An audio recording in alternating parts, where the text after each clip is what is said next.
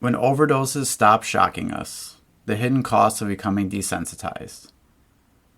The overdose crisis has left few untouched. Many of us know someone, whether a client, colleague, friend, or family member, who has died from an overdose. For helping professionals, repeated exposure to loss can quietly build a kind of emotional armor. What happens when that armor turns into desensitization? In this episode, we talk about the hidden grief that comes with working in the midst of the overdose epidemic, how professionals can become numb to repeated losses. We'll explore coping strategies, ways to process grief in a profession that often pushes it aside, and why acknowledging those emotions is critical for sustaining ourselves in the work we do. This is Talking Addiction and Recovery, the podcast talking, you guessed it, all about addiction and recovery. Join your host, licensed professional counselor Andrew J. Schreier, as he and his guests break down recovery topics with raw honesty, delving into niche conversations around the topics of substance abuse, mental health, and gambling. We intend to meet individuals where they are on their own personal journey of recovery, with dignity, respect, and compassion. We'll do more than talk addiction and recovery. We'll explore it. We're glad you've joined us. Here with today's episode, your host, Andrew Schreier.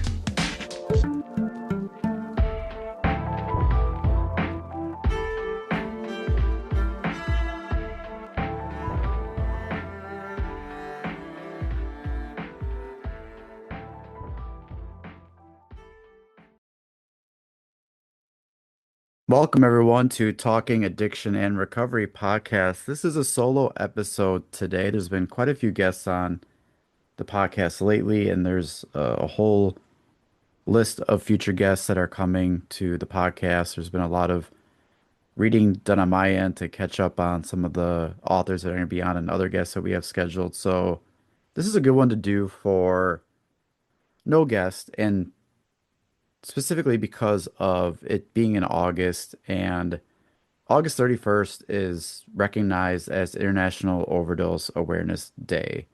And if you've listened to the podcast before, last year I did one on the elevator pitch to raising awareness of overdose prevention and really, having naloxone available and other ways to prevent it. And this year, I want to talk about something that, to be transparent, I haven't talked about in a while, but I did a few years ago.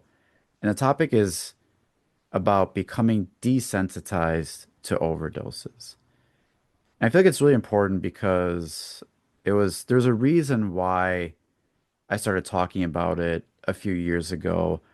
I've spoken about it at a couple conferences. I did some trainings with some first responders about it, even provided a little bit of knowledge to staff on the topic. And it's been a while since talking about, and I feel like it's one that we shouldn't stop talking about. And I thought it'd be a good one for this year, this month, to discuss becoming desensitized to overdoses. And part of it starts with it being Overdose Awareness Month. And I found this saying a while ago that was, I either love someone and someone or lost someone whose life has been affected by addiction. And I remember a couple years ago, there was a lot of impact that I was having with overdose experiences in general. So I, at the time,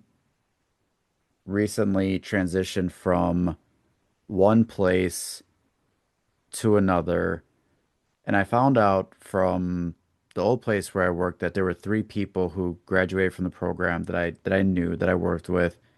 And in one weekend, three of them had experienced overdoses, and two were fatal, one was non-fatal. Then a little shortly after that, I found out that someone I knew from softball, who was just a guy that was on another team and talked and connected, knew for a few years, passed away from an overdose. Shortly after that, I had a high school classmate, good friend of mine, whose sibling passed away to overdose. And a little bit of time went after that. And then I had five clients across, not five actually, it was three of our clinics as I was doing clinical supervision for three of our clinics in a very short time span had someone that experienced an overdose. And I also had someone that I knew, it was someone that I did counseling for who had an overdose that I knew for 5 years.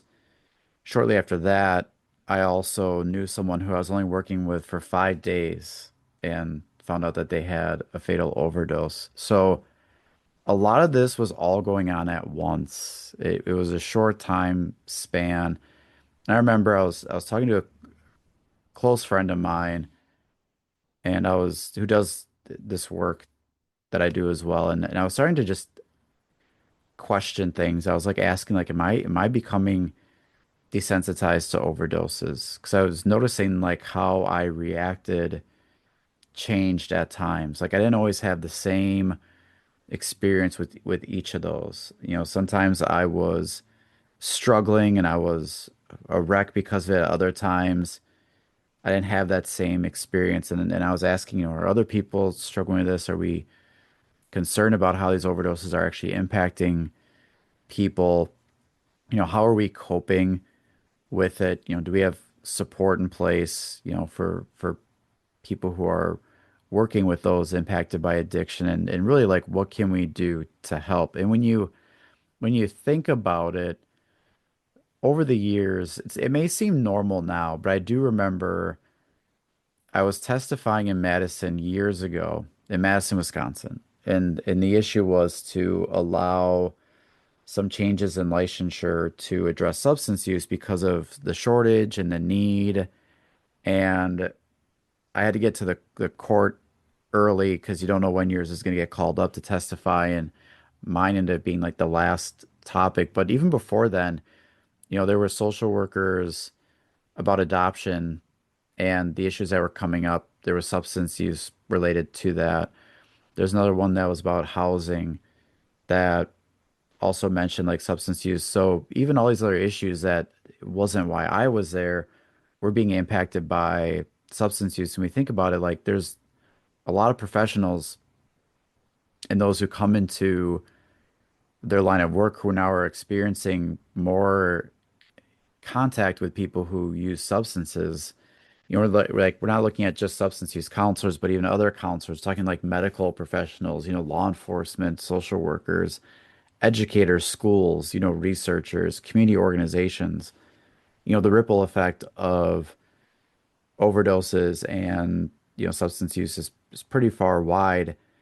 And it got me to thinking about how are all these people doing with overdoses? Because you got to think, as this was happening years ago, was when I was going through this, but also when I was presenting on this topic has also been it's been like over 3.5 years since I've been really presenting on it. So back then it wasn't so acknowledged as it is now, but it's a reminder to think about who has, a connection to somebody impacted by substance use or even overdose. So one thing I did back then was I wanted to know how people were doing. And I got a survey done. And where I work actually allowed me to do it internally, but I actually did it externally as well. So internally at where I work with community medical services, we had 87 staff complete the survey. And then externally, we had 68 people do it, which was a total of 155 people. And there were 12 questions on it that I wanted to know. And one of the questions was, what is your profession? And this is interesting because I try to just think about all the different professions. So there was an other category, but there is also regional manager because some of the roles that we have in the organization, corporate, front desk or client navigator, medical examiner, case manager, peer support, clinical supervisor, clinic manager, social workers, paramedics, doctors, nursing, mental health counselor, and substance use counselor. And we were able to get a lot of other people involved because I had a colleague and friend of mine share this with the fire department to see if they would also share it with some law enforcement. I had a friend of mine that I know who worked at the medical examiner office and to have them complete some surveys as well. And actually, that was when you look at the categories, 32 respondents were substance use counselors, 31 identified other, but 30 were from medical examiners and investigators, 25 was from nursing, and we also had 14 who were paramedic. So it was a pretty good amount of different people impacted. And that was actually question 11, which is what is your profession? Question 12 was how long have you been working in a field with substance use populations? And this was a really good sample here. We had categories of 0 to 12 months, 1 to 5 years, 6 to 10 years, 11 to 20 years, and 21 plus years. Because part of it is also if you've been doing this for a while, is that impacting you differently than if you were just brand new? So our largest category, 30%, was 1 to 5 years. Our next category was 6 to 10. Then it was 11 to 20. We had a decent amount from 21 years and more. And the smallest category was 0 to 12 months. But the numbers were 30%, 21, 19, 17, and 13. So that's a pretty good grouping of numbers. And one of the things that I asked people, which is not a direct survey question, was like, how are you informed of these things? Like, how do you learn about overdoses? And sometimes we're informed in a lot of different ways. You know, sometimes a family member or a significant other tells us that it happens. Sometimes it's because someone that we've worked with professionally tells us about someone that we may have both worked with together that had an overdose. We also hear from other people in treatment and care who tell us about it. And we also have connections, you know, with medical examiner reports and other things where we are paying attention to and being aware of what happens. And some of the quotes that came from people was just wanted to inform you we found, we wanted to let you know about. I thought I would let you know. I know you worked with them in the past. Did you see who was on the list from the medical examiner report? Like, there's a lot of different ways that we get informed about it, but I also look at how are we exposed to overdoses. You know, there's a lot of headlines that talk about overdoses, and ones that I captured over the years were have 100,000 Americans die from drug overdoses over the year. Record-breaking number of people dying from drug overdose over past 2 years in San Francisco. Family devastated by loss of five to suspected fentanyl overdose in Commerce City apartment. Drug overdose hits record high. Yearly drug overdose deaths tops 100,000 for first time. Nearly 92,000 drug overdose deaths in 2020. So we have seen a lot of headlines about overdoses. You know, we also get a lot of numbers. You know, we get a lot of statistics. We hear a lot about reporting, data, dashboards, where the numbers at. And you get a lot of numbers. You know, over the years, I've seen in 2016, 42,000, 2019, 70,000, you know, 2020, 14,480, June 12-month period, 48,000. You know, like there's all these numbers that we are constantly being exposed to as we have tracked, monitored, looked at, focused on getting more real-time data on overdoses. It's also more common now. It wasn't always back in the day, but there's so many books, magazines, journals, podcasts, you know, about addiction and about substance use, about overdose. So we're hearing a lot more about it, in publications. One thing that we're also doing is we're training people on using naloxone. We're training people to directly respond to overdoses. We are preparing people to be directly exposed to overdose situations. And being exposed, I mean, just being there, being in that situation, how to respond to it, how to address that crisis. And we're training everyone from medical, law enforcement, treatment providers, family members, loved ones, community center settings, and bystanders. So we're also training people to be directly in that situation where this is happening. This was some information I got about knowing someone who died from a drug overdose, and the numbers were 54% of people know someone who has died from a drug overdose. One third of Americans will have a friend who dies from an overdose. When it comes to our relationship to the deceased, it breaks it down from a friend, significant other, coworker, family member, and acquaintance. When it comes to generations, millennials, 58.8% would know someone. Generation X is 50.7%, and baby boomers is down to 41.3%. But it was incredible to see that because of how many of us will know someone that dies from an overdose, not even just experiences an overdose. So when I looked at that question, I said, one of the questions, number seven, was I have been impacted by overdoses in my personal life.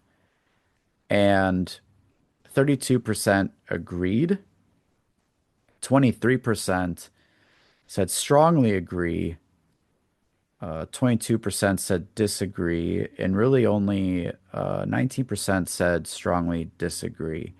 Some of the quotes from the survey was, "This is what I do for a profession, but it's also something I've experienced in my personal life." Someone said, "Dealing with overdose has impacted me in areas outside of work. It's hard not to bring it home." So one of the questions that I ask is what happens as we are informed or really exposed to overdoses? And one of the things is we're dealing with loss. What do we experience after being informed about an overdose? And one of those questions that I wanted to ask, which is the first one, is I have noticed a change in my reaction response when being informed about an overdose. 51% agreed that they noticed a change in their reaction response when being informed about an overdose. 38% disagreed, and then 11% were undecided. So I didn't ask for what kind of change, but I just wanted to know what did you notice that your reaction or response changed when being informed about an overdose? And part of it is that we want to look at like signs and symptoms, which could be there is no normal reaction to death. It's natural and common to grieve and mourn. After experiencing loss, some people may feel shocked, numbness, anger, helplessness, sadness, shame. Not experiencing any emotional reaction to death or not empathizing with someone who is grieving may be a sign of desensitization, but we're going to talk a little bit more about that. Lack of grief, there is comedic responses to death, and we're going to talk about that too, because that was an interesting thing that came up in this work that I was doing. So when we also look at risk factors, when we look at risk factors for becoming desensitized, so this is to become desensitized. These are the populations that came up as soldiers, medical professionals, frontline workers, substance users, those in recovery in areas of high crime rates.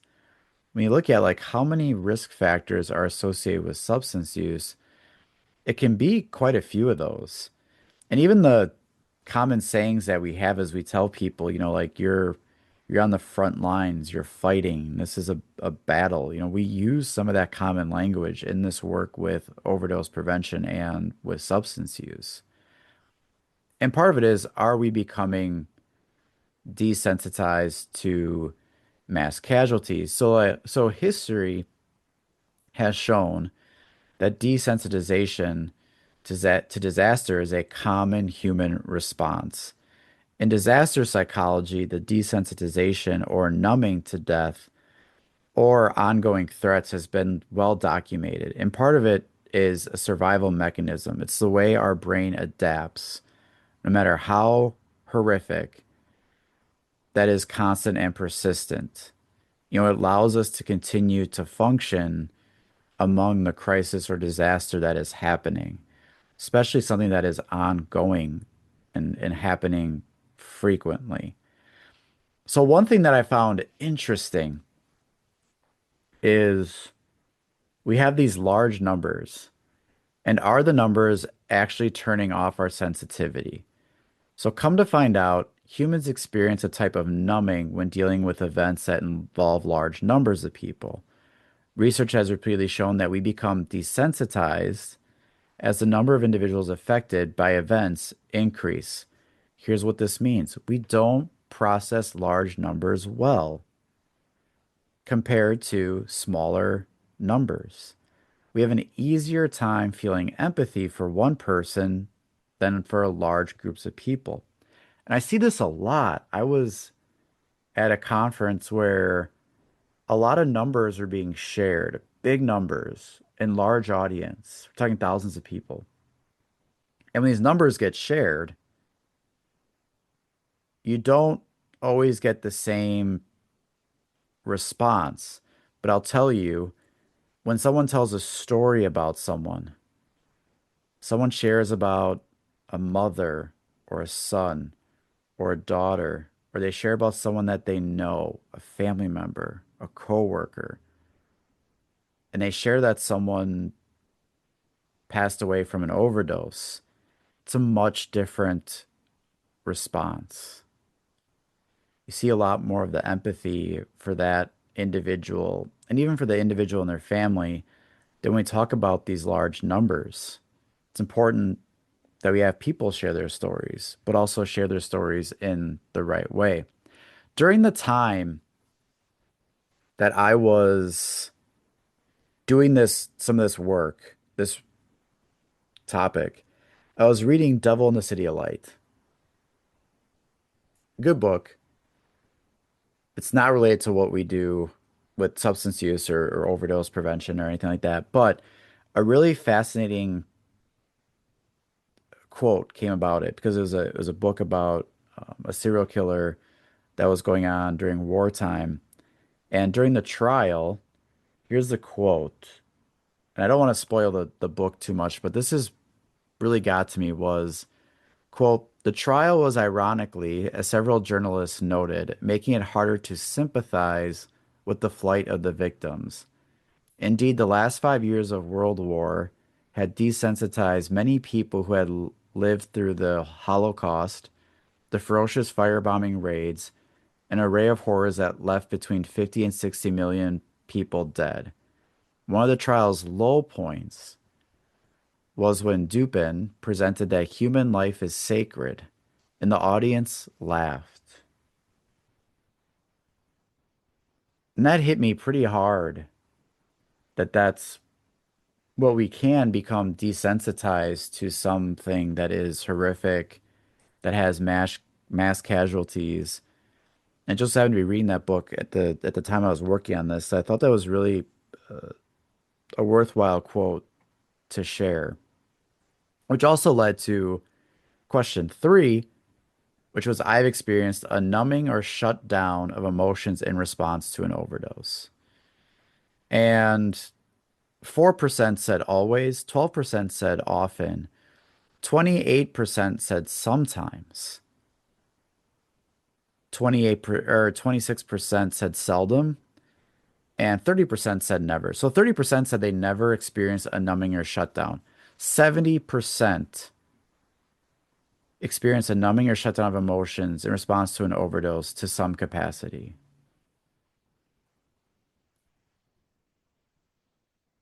So why do we do that? Why do we need sensitization? So I asked the survey to talk about that And here are some responses. Certain jobs deal with death specifically every day as part of the role. I imagine like that was the medical examiner response. Here's the quote. This is what I have to do several times per day. Large volume of caseloads.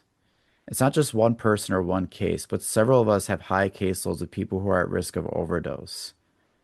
Another one was I have to do 3 to 5 cases of these a day related to overdose reports or responses. This came up from an investigator, which was dealing with family members and loved ones. I need to be all together when I'm talking with loved ones, asking questions. Another one that came up with interacting, communicating with other professionals was, quote, when someone looks like they are having a hard time with it, I think I need to keep it together for their sake.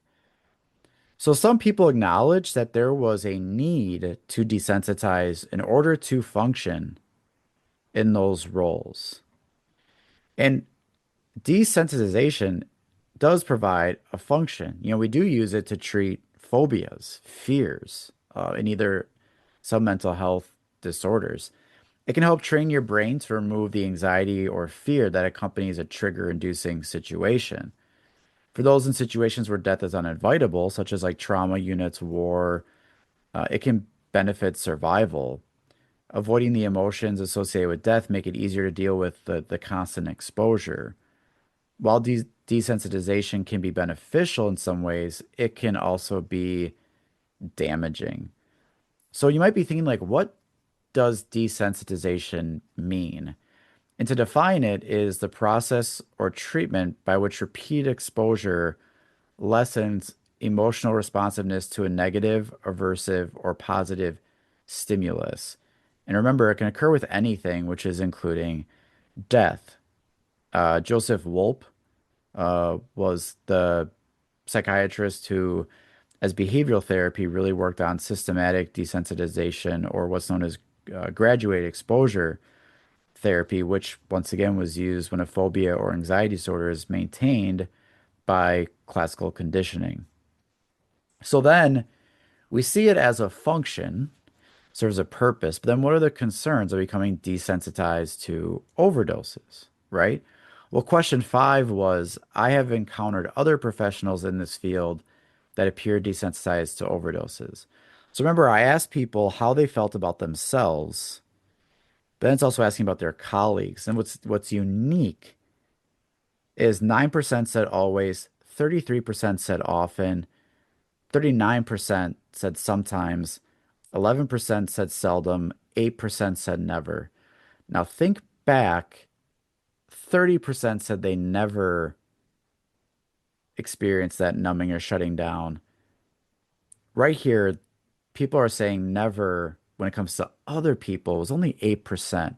So 92% reported encountering other professionals that appear desensitized to overdoses in some capacity. 92%. One of the quotes from it was, my coworkers often become very annoyed with helping the same individual over and over again. I see a lot of eye rolling when it comes to preventive measures such as distributing naloxone or fentanyl test strips. Part of becoming desensitized to me, right away I went to was a red flag of burnout. Is this some burnout that's going on? And burnout's defined as exhaustion of physical or emotional strength or motivation, usually as a result of prolonged stress or frustration. The emotional connection is what differentiates burnout from occupational stress. So burnout is tied to work that is demanding and involves emotional investment. And I want to know, was this impacting people?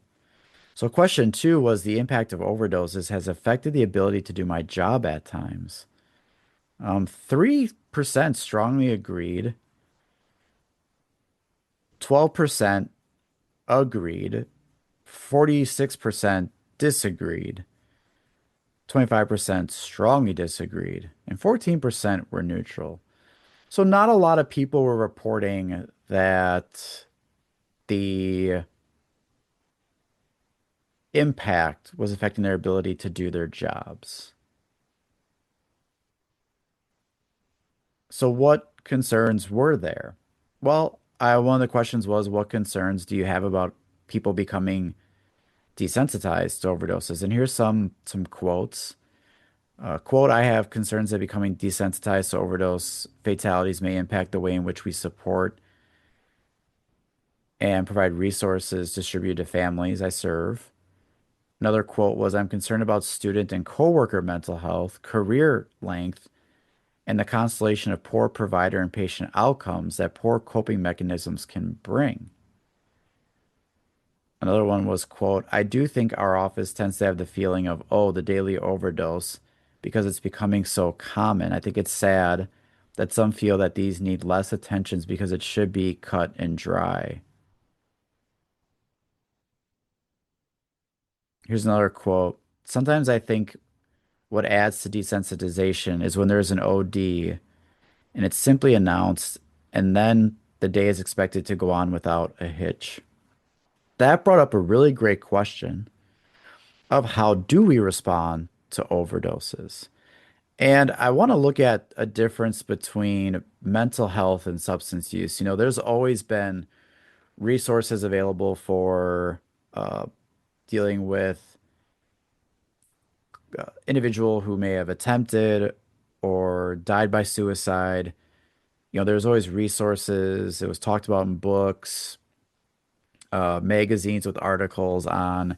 There's one in here I shared was from Counseling Today in 2015. The main article was coping with client suicide.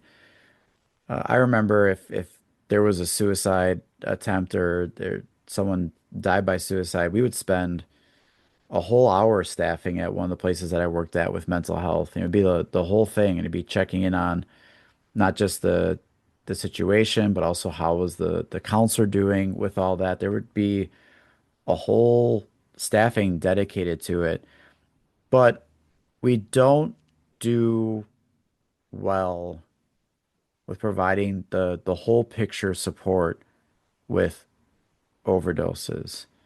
We might provide grief and loss resources and support for loved ones and family members who have lost someone to an overdose. We might encourage them to seek out therapy or other services, support groups. We hold gatherings and memorials for individuals who have lost their lives, foundations, awareness campaigns. We've got special events like we talked about with International Overdose Awareness Day. But what are some other people we're forgetting who are often forgotten when it comes to grief and loss in relation to substance use? When we think about it, treatment provider personnel, counselors, first responders, health providers, even probation officers, people in recovery, people using substances, coworkers, and employees. We don't necessarily have ways of how we respond to that. I remember it's an area of grief that I think goes unchecked for someone who is still using substances. They don't often get to experience grief in the way others do. Because, I remember I had someone who lost two best friends and a brother to overdoses. And when he talked with other family members, started to talk to other family members about what that was like, one of the responses that he got was, well, you still use, so you don't seem to get it. And it was really hard because that person really wasn't allowed to go through that grief and process it and get the same kind of support for someone else. So when you think about it, like how do we respond to overdoses? What are and I pose these questions is what are some of the actions that we take? What policies or procedures as an organization are there? We might have certain requirements for responding to an overdose if we're a treatment provider, if we are contracted with someone. How do you inform others about an overdose? Like, how do you do that? Who do you know to talk to about it? What resources do you have available? How is it processed as an individual? How do teams discuss it? And there usually is not a procedure, guideline, playbook on how to do this. And when it becomes more frequent, it starts to almost become very transactional. Like this is a task that we do versus, sitting down and talking more about it, seeing how we're doing it. I asked the question number 4 was I have adequate support and resources to deal with grief and loss in relation to overdoses. Good thing is people identified having some kind of support. 30% said strongly agree, 39% said agree, 11% said disagree, 4% said strongly disagree. So 15% felt like they did not have adequate support and resources, disagree to some capacity in relation to overdoses, with actually 16% neutral. When I asked number 6, I work in a culture or environment where it is comfortable to talk about the impact of overdoses with coworkers and teammates. 37% strongly agreed, 56% said agreed, and 30% said disagree. So again, it looked like some people worked in a culture or environment where it's comfortable to talk about the impact of overdoses. Uh, Very few said that they did not. So one of the questions was, how are professionals coping? I asked that as a open-ended question. How are you coping with overdoses? And common responses include talkings, debriefings, gratitude, humor, trainings and education, and normalizing death. Now, some of those I would say make sense, right? Like talking, gratitude. Are you talking about it? Are you having someone that you're speaking with? Are we doing debriefings? I would say that's not the same for everyone. Some people I know with some of the law enforcement, first responders, they do have, crisis debriefing. They've got some training that they go through. I know that there is, I think the medical examiners too talked about how they have like a case review where they talk about things. It was also interesting where some people identified humor. And this is a great one to talk about because one of the things that came up was people that used humor were sort of being disrespectful and they weren't handling it well. But there's a difference between, humor that, and Tom Farley, friend and colleague of mine, does a great job talking about like, when humor becomes a defense mechanism and the only emotion versus when humor is appropriate. In this case, people were talking about how humor was therapeutic and it helped them. It's not that they didn't care about the person or that they thought of them less, but humor helped to deal with a really tough situation. And also normalizing death, that in some professions, death is a normal thing that happens. But death is something that is, it's one thing that we're all going to experience. But yet we don't talk enough about that we don't really discuss death until something like this happens with like an overdose or someone passes for some other reason. But it's not a conversation many people are comfortable with to begin with.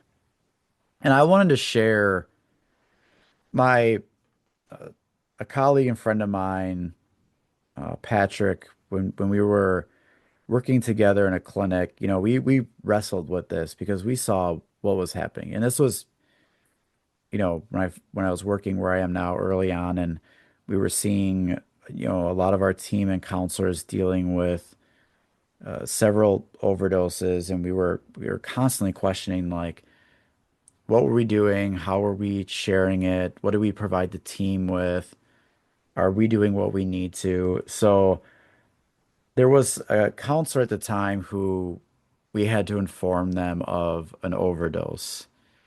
And so we decided we told them about it. We informed the team, we provided support, and then we also had a grief counselor on site. And then this counselor had another person that they were working with had an overdose. And so I was a clinical supervisor at the time, so I made sure we talked about it in clinical supervision. The clinic manager and myself also decided to do scheduled check-ins. We continue to encourage the use of EAP and other services. Then there was another one that this person had, a third one that happened. This time we actually got the person a card. Everyone signed it. We provided some flowers. I remember in supervision, I talked and encouraged them to use cultural traditions and support for how she wanted to process and deal with the overdose in her own way. Once again, a reminder of EAP services. We had the grief counselor on site again.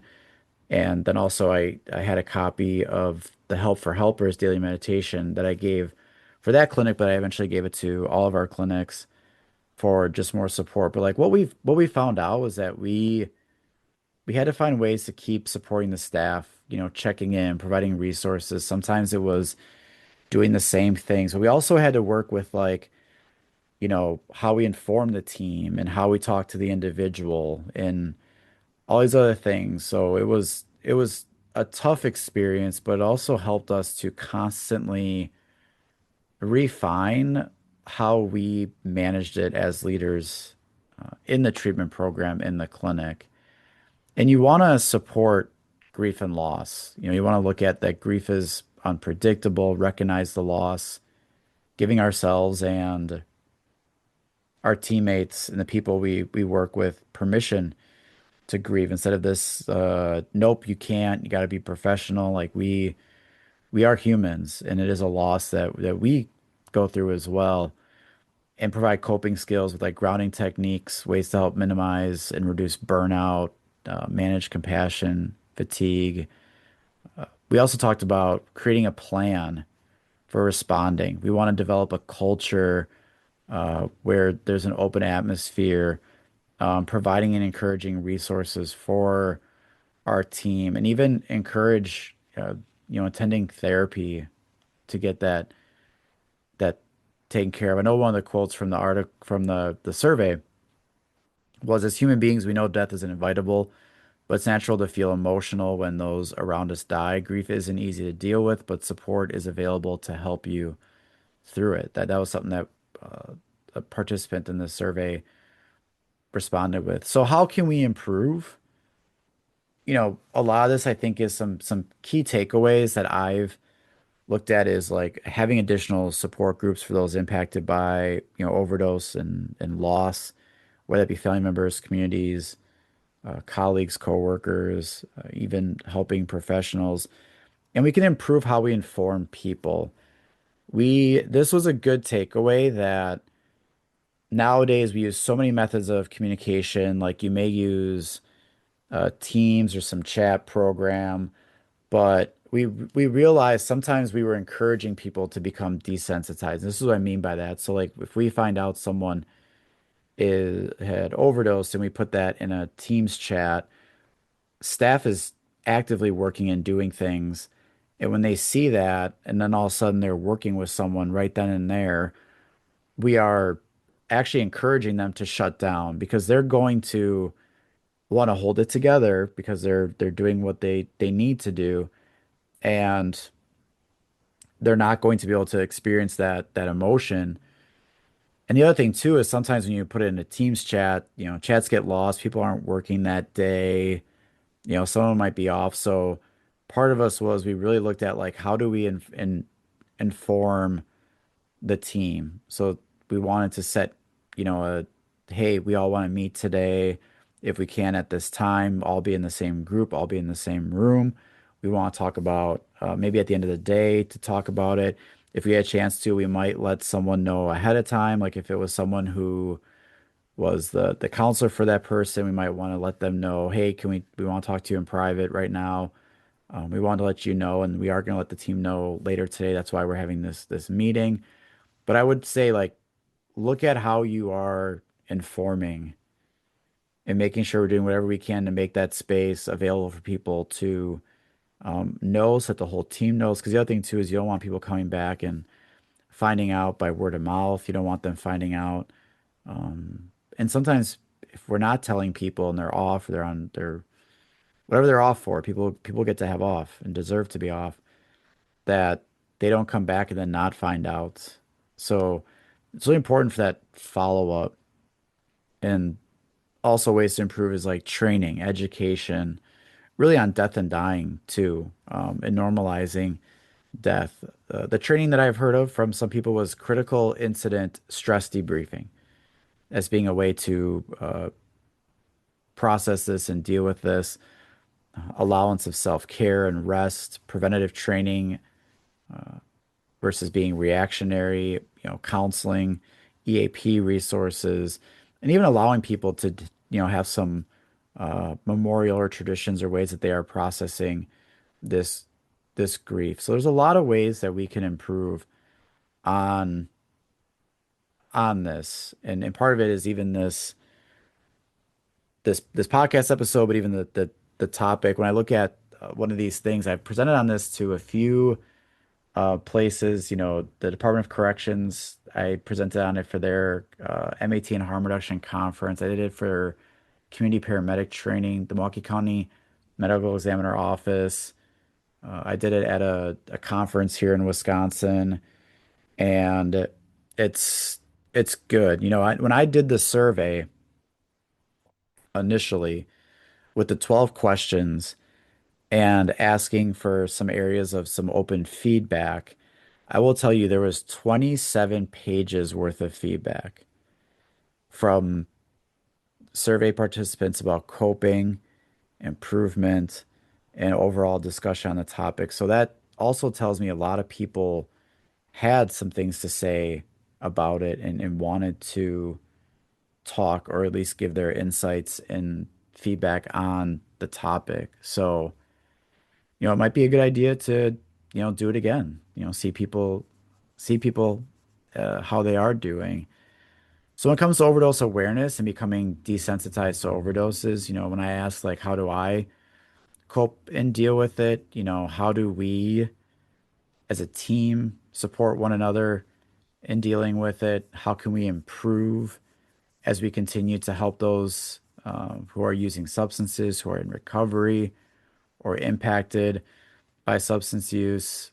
I know I still find ways to deal with it, to have some grief, whether it be talking about it in my own therapy, it might be reading something, drawing something, saying something, just some way of acknowledging, sitting with the loss instead of becoming desensitized and numb to it. And I'm much better at it now than when I first started asking those questions because it was a point that I got concerned that like, am I just becoming, too shut off at times from this? So when we kind of look at it, there's a couple things is over the years we've been increasingly exposed to overdoses and we're informed in a lot of ways and we're just exposed to a lot of it with everything from news headlines, publications to numbers to directly responding to it, even when it comes to naloxone administration, all that we just have become more exposed to overdoses. And that does put us at risk of becoming desensitized. You know, even something like the numbers with overdoses, the large numbers can lead us to becoming desensitized, and that can impact us even in our professional lives, our personal lives, people who have been dealing with this. And also the interesting thing about the surveys was that people reported concerns about other people. So even if we're not fully seeing it in ourselves, we are seeing it in other people, which means the other main takeaway is just support and resources. How can we continue to provide support and resources for helping professionals and for other people impacted by overdoses? That this is not just, this happened and move on or get back to it. I know we just had a situation where someone had an overdose. We had 4 staff members respond. The person was able to get help and access to care, and they survived. I also checked in with each of them individually to see how they were doing. And we need to do more stuff like that and not forget and not try to unintentionally just encourage people to move on because that will just only teach us to become more desensitized to it already. And when I presented on this, I ended with I think sometimes going through this and then the burnout can lead us to asking like, am I or are we making a difference? You know, when we see the numbers, when we hear the stories, I think that's something that then we can question, am I or are we actually making a difference? And I wanted to end, and I will do with here too, is the starfish story, which is one day a man was walking along the beach when he noticed a boy hurriedly picking up and gently throwing things into the ocean. Approaching the boy, he asked, "Young man, what are you doing?" The boy replied, "Throwing starfish back into the ocean. The surf is up and the tide is going out. And if I don't throw them back, they'll die." The man laughed to himself and said, "Don't you realize there are miles and miles of beach and hundreds of starfish? You can't make any difference." After listening politely, the boy bent down, picked up another starfish, and threw it into the surf. Then, smiling at the man, he said, "I made a difference to that one." And that is what we can continue to do is make a difference to that one. So, with it being August and August 31st, marking International Overdose Awareness Day, let's continue to not only strive to reduce overdoses and prevent overdoses, but also make sure that we are taking care of one another so that we do not become desensitized to overdoses, and that we continue to be able to connect and support one another in this challenging but necessary and worthwhile work. Thank you for listening and hope you learned something. You've been listening to Talking Addiction and Recovery with Andrew J. Schreier. We're so glad you've joined us and invite you to connect further with the show and these topics at www.andrewjschreier.com. That's AndrewJSCHREIER.com. You can also email us directly at talkingaddictionandrecovery@gmail.com and connect on social media, Instagram at Talking Addiction and Recovery, Facebook Talking Addiction and Recovery Podcast, and Twitter at TalkAR_podcast. To stay connected and never miss an episode, be sure to like, rate, and subscribe. Until next time, friends, let's keep talking addiction and recovery.